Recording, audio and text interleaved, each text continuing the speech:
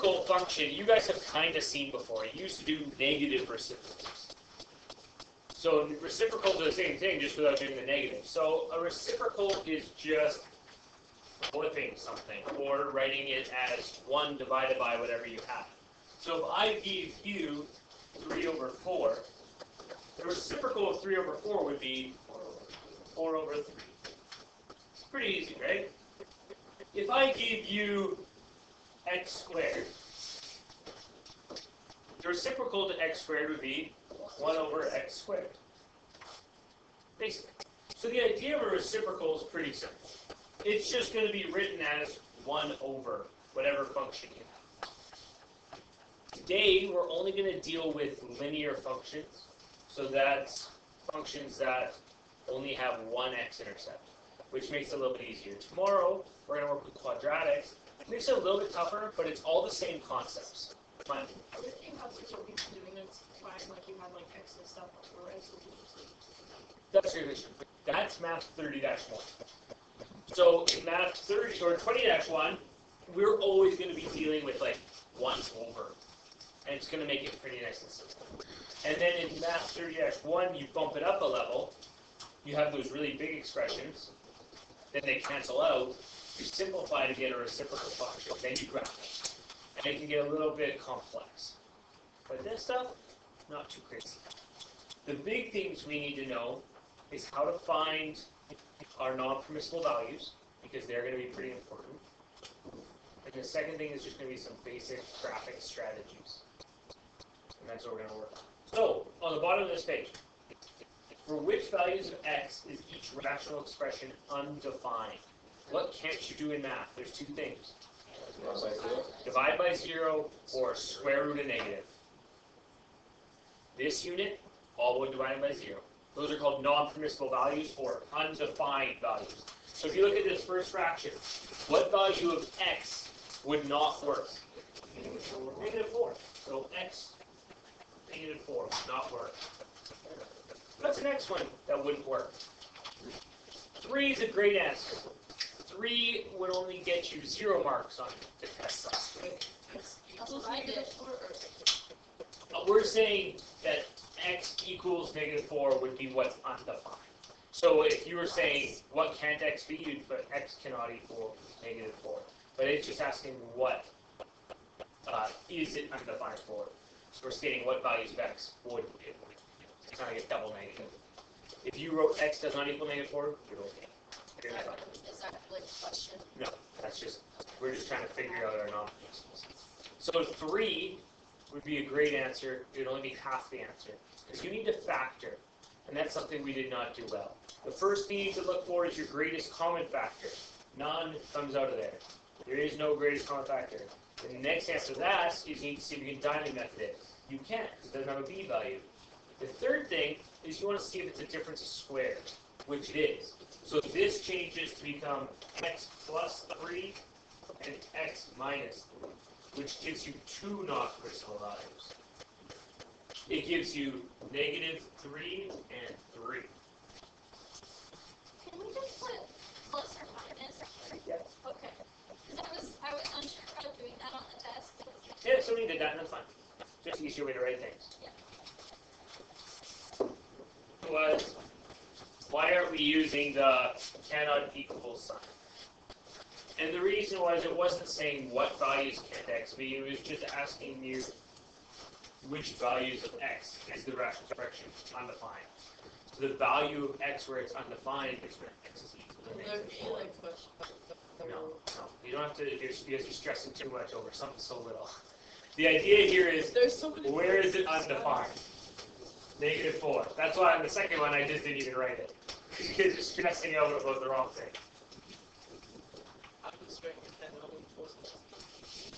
Okay, that's fine. This third fraction. For what values is x undefined? 1 and -3. 1 and -3. Those are going to be key. All of them. All of these non-permissible values. Being able to figure out non-permissible values is what the rest of this unit's based off of. Because they create something weird in graphs. They're the reason that graphs are hard. because those values screw things up. Yeah, because I guess if you draw a graph that goes through those points, It doesn't work. Exactly. So, at the beginning of the unit, I made you guys graph what these things look like. And you got some crazy lines all over the place. That's what we're going to start working with. And instead of actually graphing it in your calculator, which you could do, we're going to graph it by hand. And the reason we're doing it by hand is it gives you a much better understanding of what's going on, where things are, and why they are where they are. Trust me, knowing how to do it by hand will definitely pay off. Knowing how to do it by a calculator is not going to be useful. So make sure you know how to do it by hand. Okay. This creates a green line, yellowy green line. That's a straight line. It is y equals x minus 1.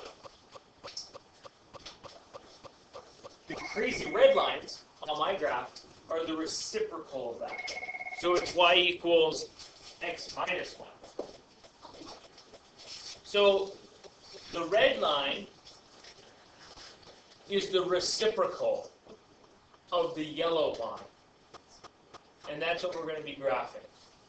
You're going to notice some things about the red line and the white line and how they connect.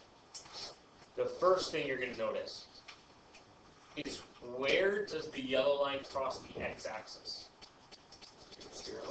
Right here. That's actually at 1.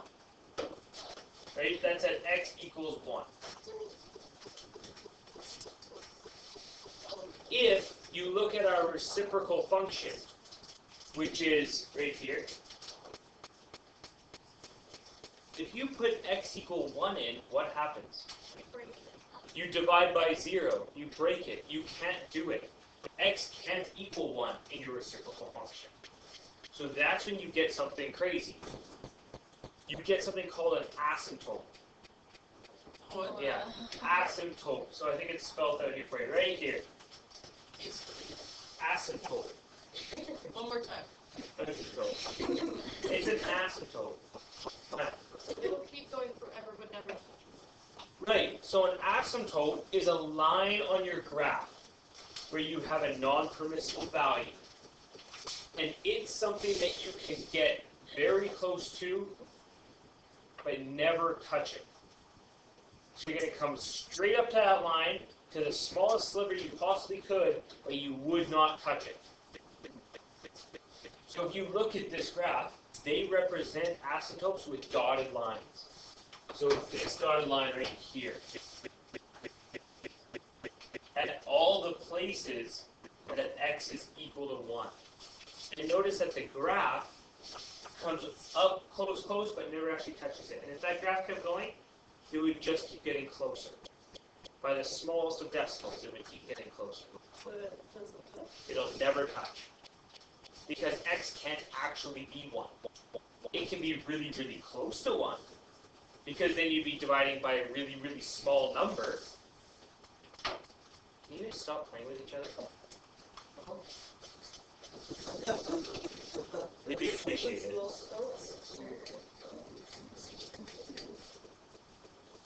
And it's going to go that way down, too. But, like, why is that bad? Like, it's just a line. It's not bad. Like you said, it can't be 1, but it's 1 right there. But it's on the red line.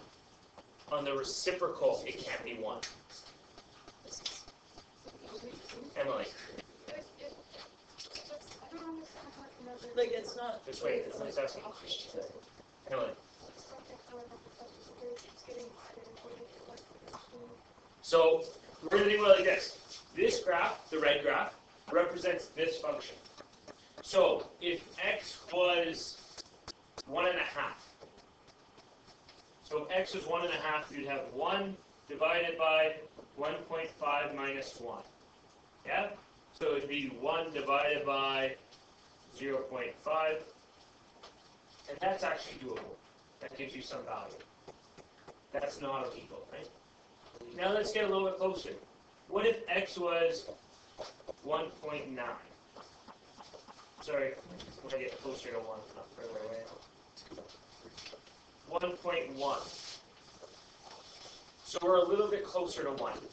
We're not at 1, but we're a little bit closer. 1.1 minus 1 would be 1 over 0.1. That's still a number. We're allowed to divide by 1. Now let's get really, really close. What if you went 1 divided by 1.00001 minus 1? So x is really close to 1, but it's not 1. If we rounded it, we'd round to 1. But the actual number is 1. If we subtracted those numbers, you would have 1 divided by 0.000009.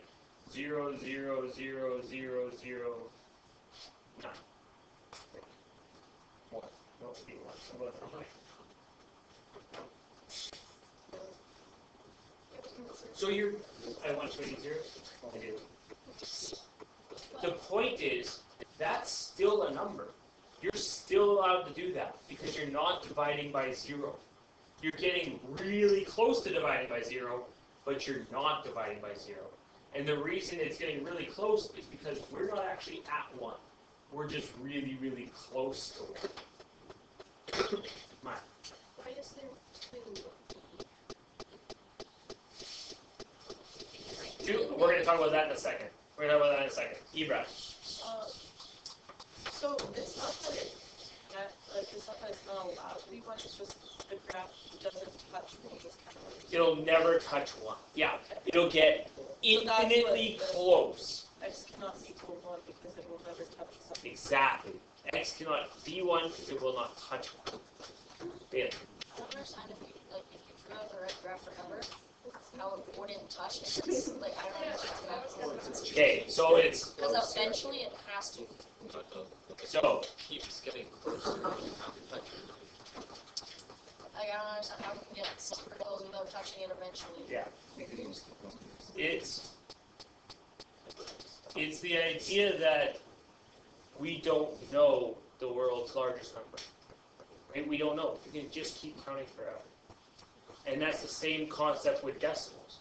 Because every time you run out of decimals, you can just add another one. You can always get smaller.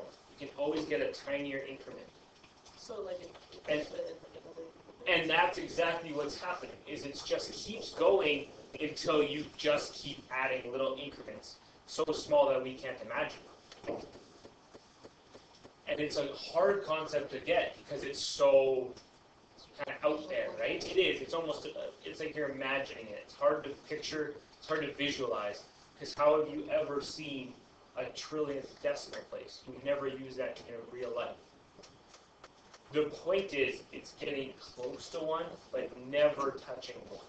Because if it actually was 1, you're dividing by 0, which isn't possible. Julie?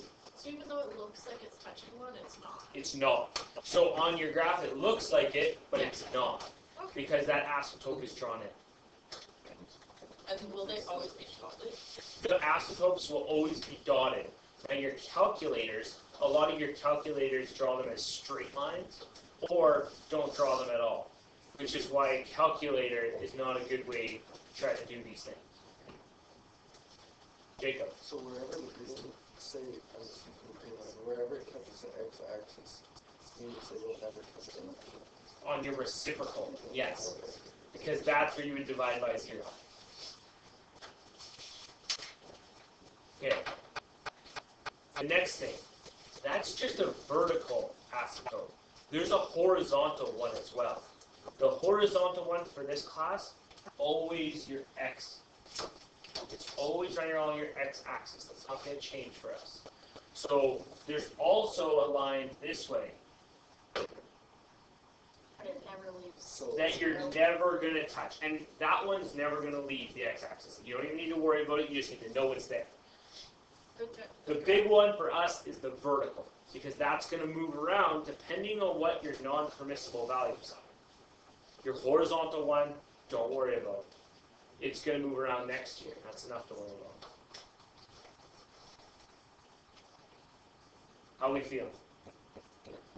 Okay. When you do a reciprocal function, for every vertical asymptote you have, and in today's lessons there will always only be one, it gives you an extra part of the graph. So for instance, we had one graph, this beautiful yellow line, but then we added a vertical asymptote, so it cut that one graph into two. So that's why we get these two graphs right here. And the reason being is that as we get closer and closer to 1 from the negative direction, so as we're going up and getting closer to 1, we're actually going down into infinity. But as you approach 1 from this direction, we're going up into positive infinity. And that's why they had to draw just two separate graphs. Because they're going, as you're getting closer to 1 from this way, you're dividing by a negative. And as you get closer to 1 this way, you're dividing by a positive. So they switch, and one goes high and one goes low. That's why there has to be two graphs like that. Today, there's always going to be two graphs. Always. And the reason why is because we're doing linear equations. So a linear equation is going to always create one. I have a question. Yeah. Given like parabolas, how can I don't understand, because when you draw on a graph, parabolas go up down and up when it's like, Yeah, don't start parabolas. We're going to do a whole lesson on parabolas tomorrow. I think I gave it to him, but we'll wait till tomorrow. That's a long question. Okay, so this is the same graph. What's the yellow line? The yellow line is y equals x minus 1. The red lines are the reciprocal of that. Okay, so far we've got one really important thing. And that one really important thing is our vertical asymptote. Where does your vertical asymptote come from? Zucker. Your non-permissible values gives you your vertical asymptote. You also get other important points. They're called invariant points. So down here you see it. Invariant points. If you guys don't have that. Write that down. Invariant points. So you're going to write down the definition of invariant points and where they show up. That's right, I added that after I printed the years and stuff. Invariant points, I highlighted in blue. If you don't know what the word invariant means, you're probably not alone. What does vary mean? So something varies. It differs. It changes. So if something's invariant, it never changes. Exactly. So it's a point that never changes. A point that will never move. If we look at this graph, that means it's where the graphs cross each other. Right here and right here. Those are 2 points that are on both graphs. They're called invariant points. Points that haven't moved. They're pretty important. Oh, like it didn't change. Like, Right. it's So the that same point as on the yellow line is the same point on the red line for both of them. It's where they cross each other. If you look at those points, you'll notice something similar about them. Yeah, there are opposites in the sense that this one is y equals 1, and that one is y equals negative 1. So your invariant points happen when y is 1, positive or negative. And it'll always work out that way. Because if y is 1, and you take the reciprocal of 1, you get what? 1 over 1, which is just 1. If you take negative 1, and you reciprocate that, you get 1 over negative 1, which is just negative 1. So that's why these are invariant points. Here. So if it's not. You won't get any other invariant point. Not possible. The only place you'll get invariant points is at 1 and negative 1. So like if the graph isn't. So is the invariant point 1 or negative? Just wait. You got a good question. If it never crosses y1 Yeah, or let's say negative if 1, it was It, like move up or something and it doesn't touch one, would that not happen? Or so no matter what, it's a good question. If I move this white yellow line up or down or side to side, it'll still at some point cross y equals 1. It just might be somewhere else. So this graph all went up 5. Now somewhere down here would be up 5 and be crossing y equals 1. So it'll always have a y equals 1 somewhere. And there will also be a y equals -1 somewhere. Huh. Like, can we ever get to the point where it doesn't? And if it doesn't, is it just like no solutions?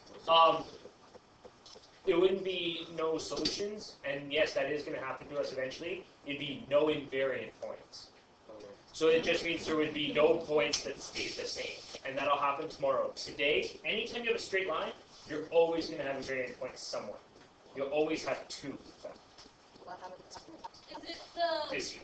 is it the fact that in the middle of the invariant point it's the point where the horizontal asymptote crosses with the vertical asymptote? Right in the middle, like if you just squish, Like, will that always happen? Will they they're always like squishy, so squishy the two together, and then right in the middle is where the horizontal and the vertical Um, asymptote is. No, that's, well, yeah, that's a good way to look at it. Yeah, that would always work. like, will they always be the same increments away from Yeah. where they cross? They'll always be 1 and 1 away. Yeah, that actually will. That's it. Yeah, I see what you're saying. So is invariant point like 1 and -1? That's a good question. So which one is the invariant point? Both of them. They're both the invariant points. So your one invariant point would be 1, 2. Sorry, 2, 1. So, And your other invariant point would be negative. No, it's just on the x-axis. So it's 0, -1.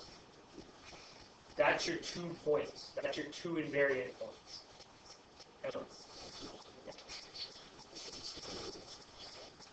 These invariant points are going to be pretty important.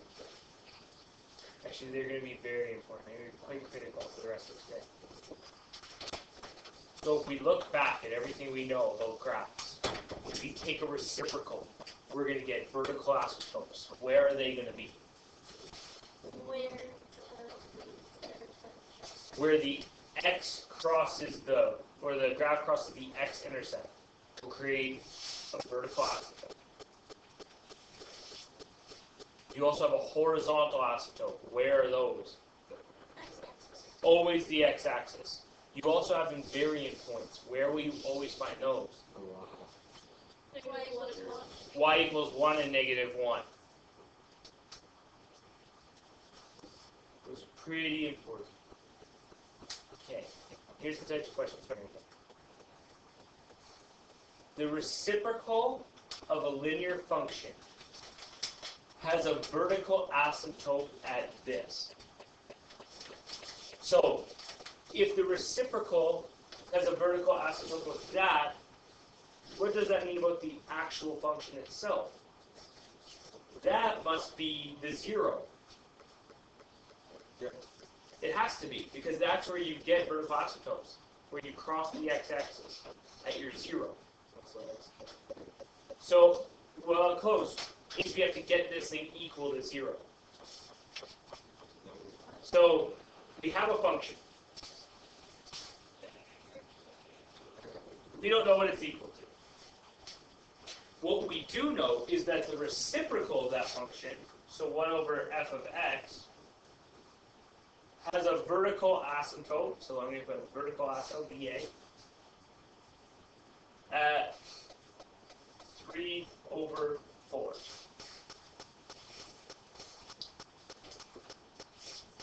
That means this function crosses the x-intercept at 3 over 4.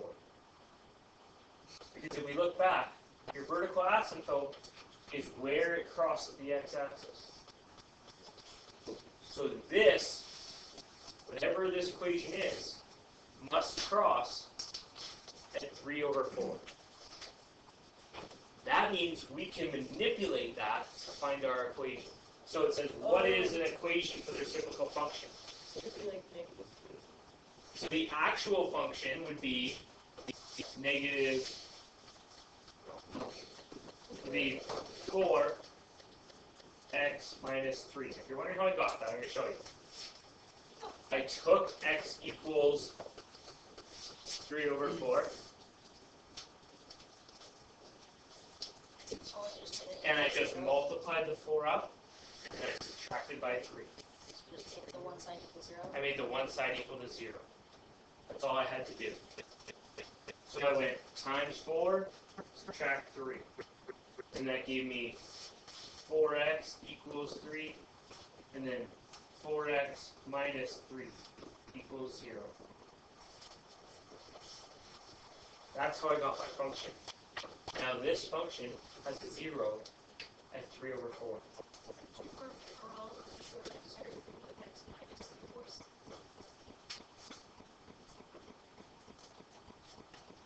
Now it says, what is an equation for the reciprocal? Well, that's our equation. The reciprocal must be 1 over it. That would be your reciprocal. Will we have to do the opposite of this, cut that, and then work it to the x equals 3 or 4? Probably not. But isn't it? Oh, that's fine. Why did you have to go one step further? There's not Because this was my regular function, it said what is the reciprocal function? That's the reciprocal function.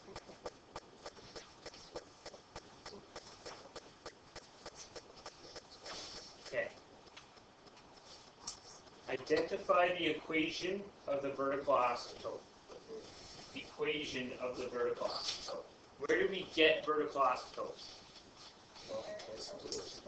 Your non-permissible values. You write equations as x equals, because that's a straight up and down line. Try all 3 of these on your own. Where would the vertical asymptote be for all 3 of these? Give it a shot. Don't talk to anybody. See if you can do it. This is the exact same thing as non-permissible values. It is the exact same thing as non-permissible values. Except now when we graph these things, your non-permissible values are actually something. They're asymptotes. So the concept is all the same. Like the steps to getting it is all the same. We're just asking it in a different way now. We're trying to make you visualize it and be able to graph it. So if you looked at this and went, oh, my non-permissible value is x equals 0, you're right. That's your equation for your asymptote.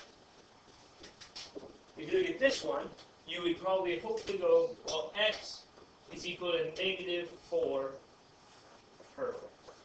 If you put 8 over 2 as the same thing. Wait, hold on a sec though. Like, if you had 0 and negative 8, would that also work?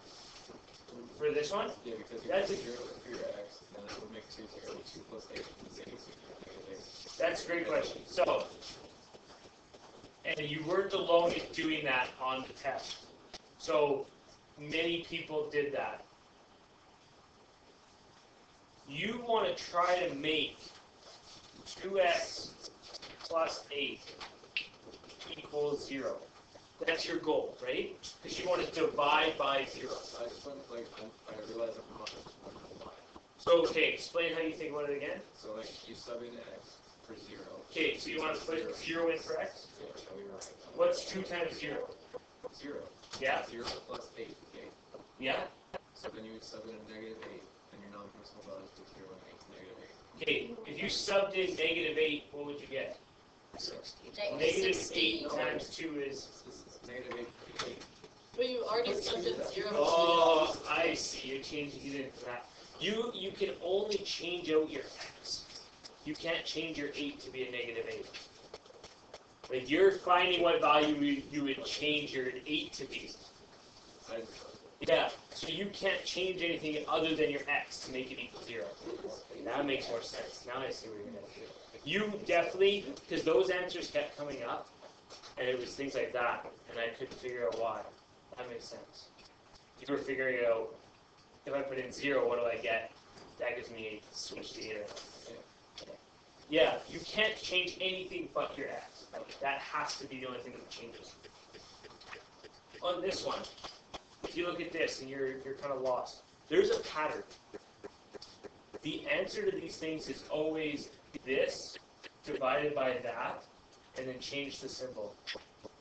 So it's 3 divided by 0.5. It was a negative 3, change it to a positive 3. Why?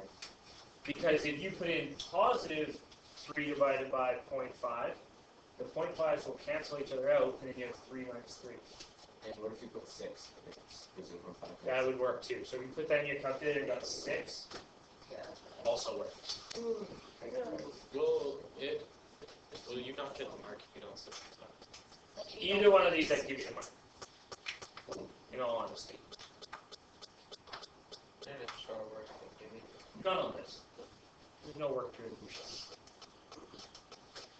Does everyone get the idea of where I find my vertical asymptotes? Yes. Okay. Really important. Would you ever have the top number a 2 or something? No, it ain't changing. It's gonna be a 1. Okay. Wait, hey. So what we're gonna do now is we're gonna start sketching graphs. And I think our class will be good at this because there's going to be a 3-step procedure to doing it, and it's going to work every time. Honestly, that's like my favorite teachers at classes against. Like, oh, the other class is so fun. Teach faster. Wait, What? The Never compared you to the other class at all. just the other class crushed us. Somebody asked how they did. I didn't want to. I didn't say like I wasn't comparing you. Someone said how did they do? Someone said how did they do? I said they did better than us. All I heard was, I said you kill us. Crushed. I don't know. I haven't been there. could just said they did. I don't know why. But somebody asked how they did against us, so I answered the question. Like, if someone wants to compare 2 hockey teams, I'm not going to say like I'm going to compare them against each other. The Flames are worse than the Oilers, but they both suck.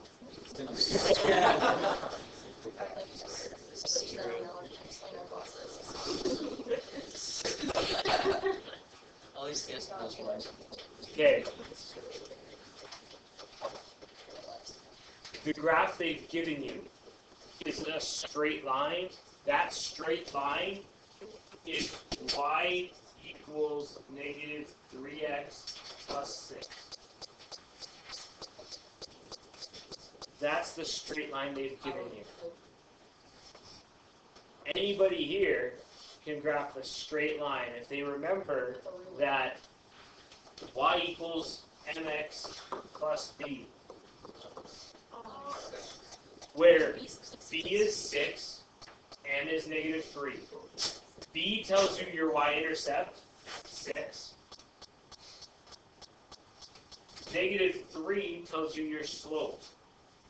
Down 3, 1, 2, 3, over 1. So if it And then connect the dots and if get a it was straight more line. than 1, it would just be a fraction. Right. So, like, your math for the school is always going to be your x. That's right. Awesome. That's exactly what it is. So, your 3 steps to doing these graphs. Step 1 is, step 1 is Brackets. vertical asymptote. Or graphing something. You need to factor it to find that. What do You you don't. do brackets? You don't. Look at your graph. London just told us where it is. Where is it, London? It's the x-intercept. It's right here. You don't need to do anything algebraic. It's always at your x-intercept of your straight line. Where's your horizontal asymptote? It's always our x. Okay, that's step 1. Step 1 is get your asymptote. Step 2, it shouldn't say vertical, it should just say asymptote. You see both of them. Step 2 is mark your invariant points.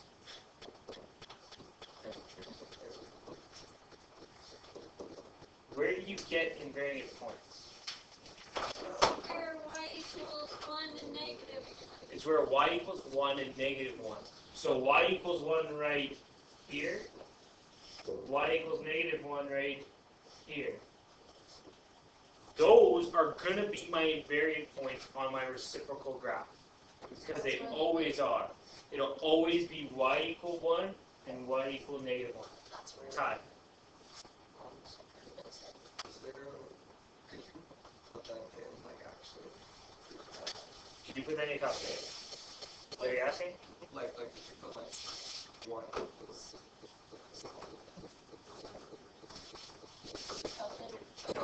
No, wait, no. Like, you put it in your calculator after you're done to see what's there, right? Yeah, that's probably a good idea. If you get really good at these things, you know how your calculator works. It's just your calculator draws straight lines in. And so that can make things look really hectic. Where ours are nice dotted in different colors and kind of easy to tell. The calculators aren't, so it can be really hard to see where your things are. They matter largely because step 3 is reciprocate. For all the curves, right? Which means, yeah, you're going to draw your curves. And if I know I'm going to come through this point, and I know I'm going to get infinitely closer to my 2 asymptotes, my graph must look like that. Perfect. I'm going to do that in blue. Actually, oh, It doesn't have to be exact. it does not have to be exact. If I'm marking this, what I'm looking for is asymptotes, invariant points, and going the right direction. They'll always be like that. They'll always be like that. They're always just going to curve off. Like all of today. Anytime you have a straight line, that's just how they're going to curve off. Well, there's no other way they could face. So how else would I start here and approach my asymptote? I would have to go up like that. And how would I ever get closer to that one? I can't go this way because I'm going to run into it. So I have to go that way. Those invariant points, they corner you. They say you have to come to this corner. You have to come up and through it. So you can go across your ass. Right. How are we feeling? Not so bad now, eh? Okay, the next slide. This slide's yours. So try it. Follow the 3 steps. Don't talk with anyone. See if you can do it on your own. I think it's too. We're going to.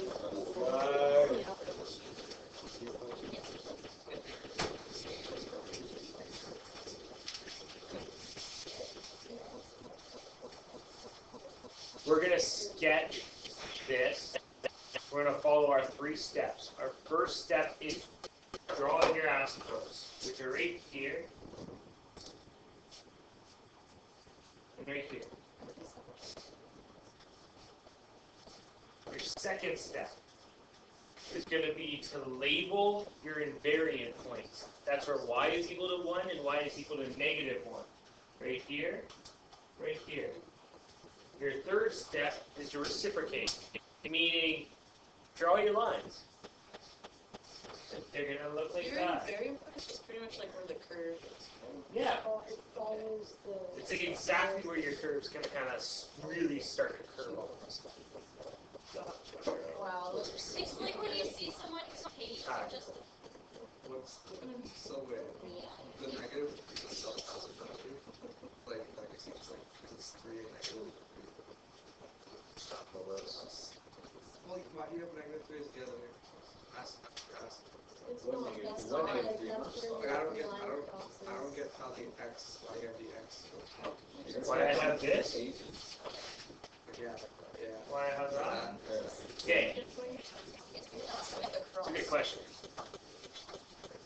The reason why it's there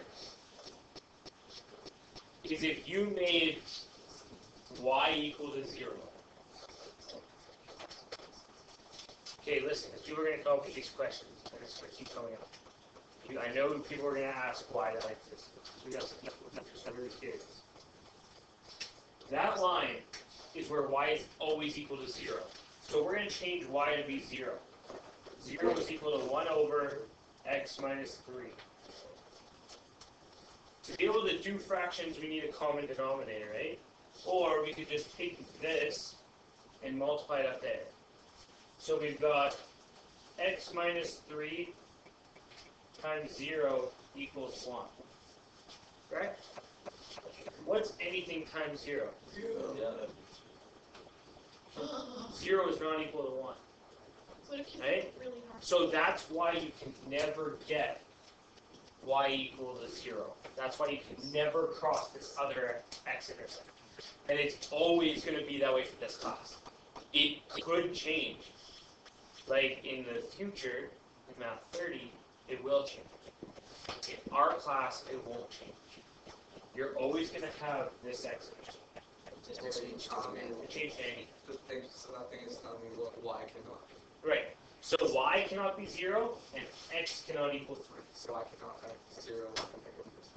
Right. So what we're doing right now, so you're one step ahead of the game, is if we read this question, it now says, determine the domain and radius. The last one said it too, but I was more focused on being able to draw this. Domain. What's the largest value of x I could have? Infinite. I could go forever. What's the smallest value of x I could have? Anything. And I could go forever that way. So then that means my domain is x is an element to the reals. It could be anything. But it can't be anything. What value can't it be? X. It can't it really technically not like 2, 1. X can't be 2. Well, because it can't go like past. So if you look, x is 2. Oh, Yep, it is, right? oh yeah, because there's 2x. There will always be a point somewhere. Yeah.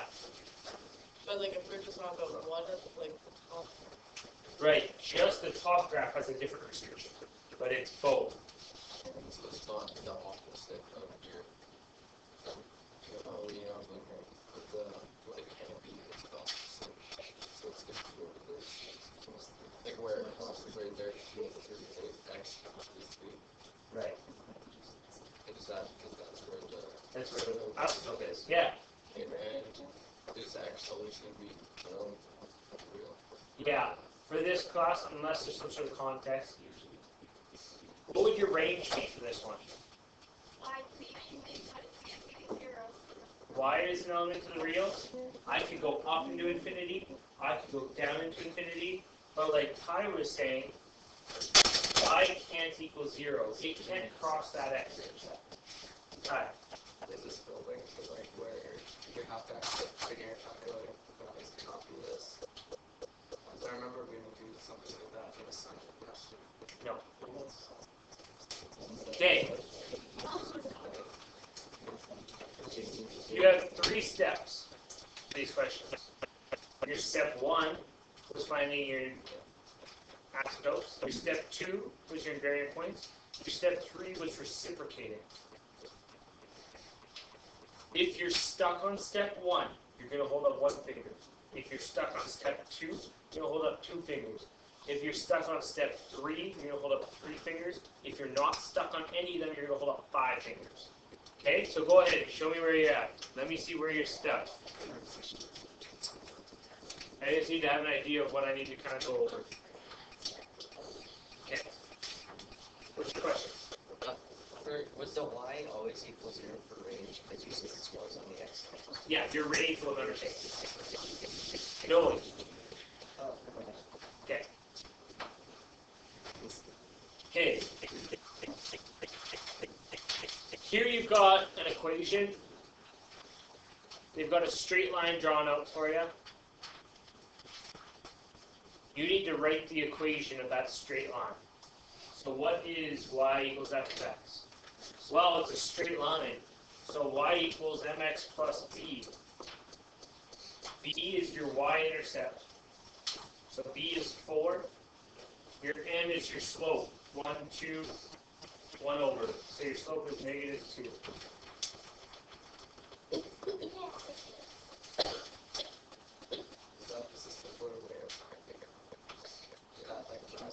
Yes. So what I do is I find my v first. I draw it. I then find another point that's perfect on the graph, preferably the closest one, preferably to the right. So this one is my next closest point. That's to my right. If I go down, it's negative. If I go up, it's positive. And I just work my way there. So I went 2 down and 1 over. So my rise is negative 2 because I went down, divided by 1, is 1 over. If we don't write exactly. So if it was 3 over, I'd put divided by 3. I think that's an easy way to find rise over run. I call my m my mapping. So b is my base where I start, and is my map to the next spot. That's what makes those variables sense. Yep. I love that. Which one? This one? Yeah. I just followed along. So I started here, and I followed the line, and it was the next spot where I had an intersection. So it's the next time I hit an intersection on a grid, and I just drew it in.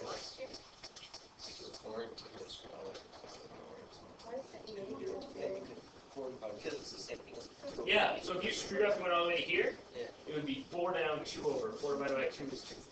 So it would work out. Even if you miss the next closest point, it would work out. So, just 1/2 over is like.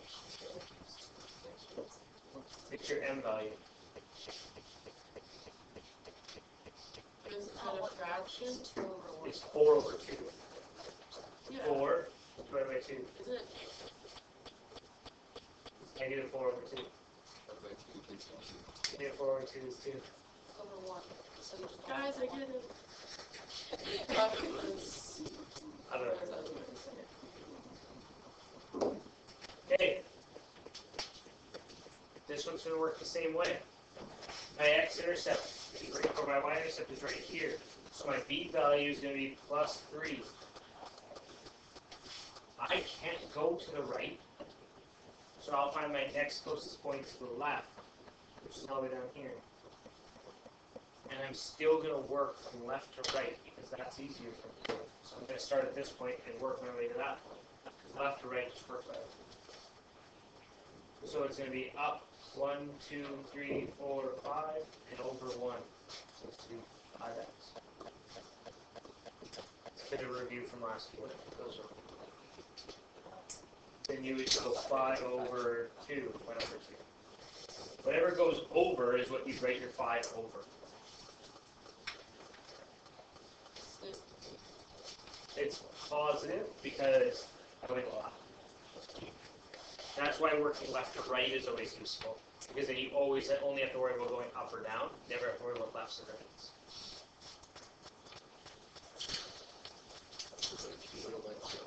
So if you had started here and mapped your way here, you would have gone down 5, which is negative, and then 1 to the left, which is also negative.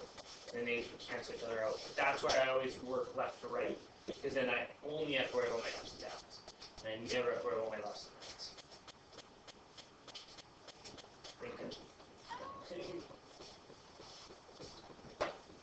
Alright, last one. So, which of these functions has a vertical asymptote at x equals negative 3 over 2? Where do you get vertical asymptotes? They're your non-permissibles. So, write out your non-permissibles for each of these. This one is negative 3 over 2. This one is 3 over 2. This one is 3 over 2 also. This one is 2 over 3. Yeah, that's right. This one is 2 over 3. Wouldn't the That's what we're going to look at. So, I always said it's this value divided by this value, and then change the symbol. So that's what I'm going to do. This value is 3, divided by this value, which is negative 2, and I'm going to change the symbol. Negative and a negative make a... We cancel each other out, basically. You could have done this question lots of ways. I think the best way is what are your non-permissibles? I'm wrong. Something that's not really good. Like it could be like, what? How can you make 2x or the numbers equal the others? Yeah, and the pattern is always this divided by this. I change the symbol every time. And if you don't understand, if you don't remember that, that's what we want. We want the bottom to equal 0. So set it up. The bottom equals 0, and then isolate for x. So you're going to subtract 3 and then divide by 2. I just did it around here. But if you map that, Which one?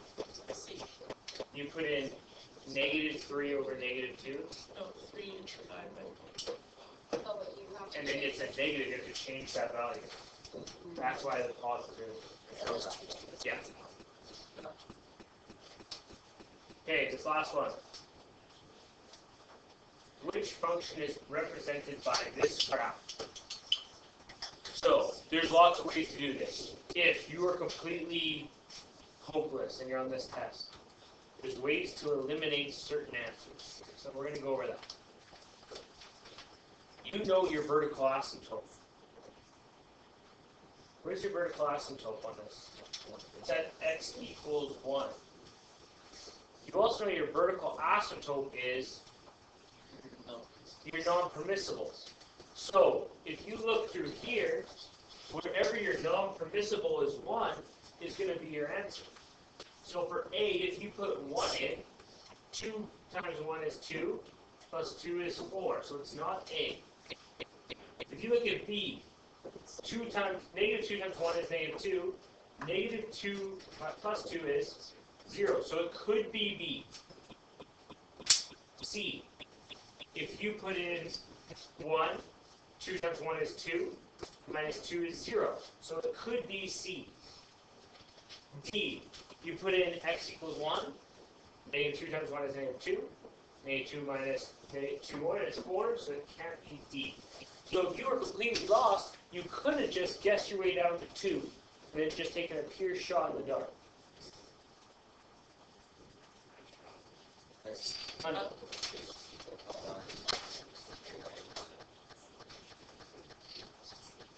Align your x and your y intercepts.